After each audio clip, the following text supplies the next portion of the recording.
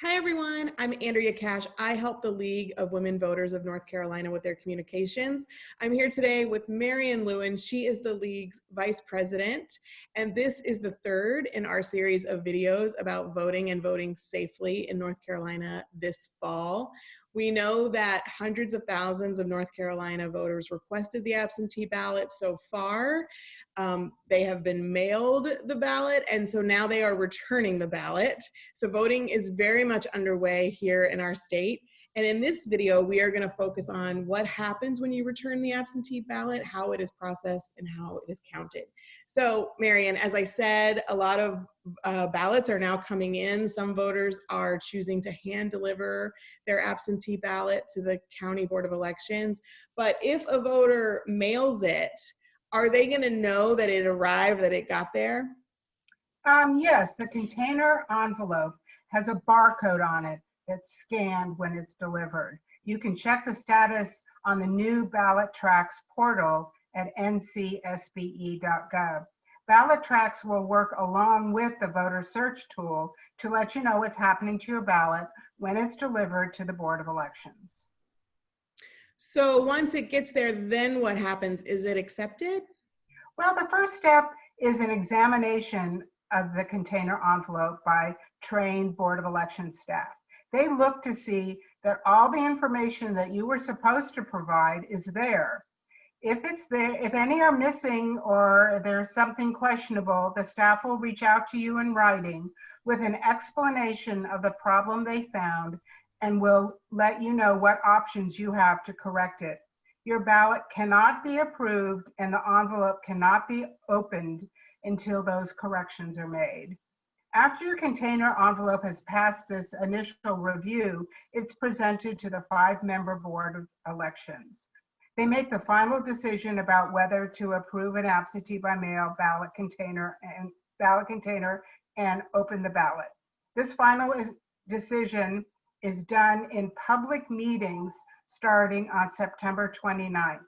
This process by law must start 5 weeks before the election. That's how we came up with the Tuesday, September 29th date. During this process, your voter record will be updated and you will be able to check your absentee status on the voter search tool at ncsbe.gov. So the Board of Elections reviews, accepts my ballot, and then what? Are the results tabulated at that point? Are they released? Well, at some point after the absentee review process, but before Election Day on November 3rd, election officials are authorized to begin opening the container envelopes and scanning the ballots. This process mirrors what happens when someone votes at an early voting site. They mark their ballot and the ballot is scanned into the tabulator and stored until after the election. The exact same thing will happen with absentee-by-mail ballots. All voted ballots are stored in a secure location following all NCSBE protocols. The tabulator, both for absentee-by-mail ballots as well as early voting ballots, keeps a record of the votes marked on the ballot. On election night, at 7:30 p.m., after all the polls have closed, the results of the tabulator are run and the votes are reported to the public. No results are allowed to be released until after all voting is completed. North Carolina is fortunate that election officials are permitted to begin processing absentee ballots before Election Day. Counties are expected to receive hundreds of thousands of ballots through the mail before November 3rd. So all of this that you're describing, is it a transparent process?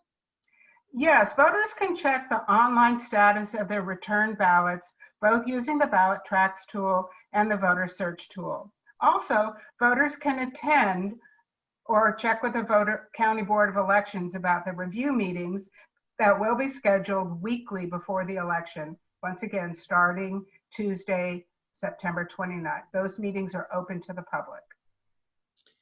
So, and we should prepare ourselves, right? We might not know the results of this election on election night, November 3rd. Yeah, that's true. Election officials will be making every effort to efficiently process all the ballots as they come in, but we should expect that much of the actual counting of the votes may take place after the polls close on Tuesday evening, November 3rd. This process will take place during canvass, which is a normal reconciliation process for all elections. This is also open to the public, and we encourage you to attend those meetings at your County Board of Elections. By exercising patience, we can be sure that every vote is counted and that all our voices are heard this November. I think that's a great note to end on. We need to be patient. We also need to make our voting plans early. It's not a year to wait. We need to be thinking about this. You can still request the absentee ballot via a portal. It's really convenient and easy to use at the State Board of Elections website, ncsbe.gov. I want to encourage everyone to go to the League of Women Voters of North Carolina website. There's a lot of great voting information there. And of course, go to vote411.org. This is the League's nonpartisan voter guide, very comprehensive resource. Thank you, Marian, for your time. I know we'll be back for another one of these videos. Thanks for watching, everybody. Bye.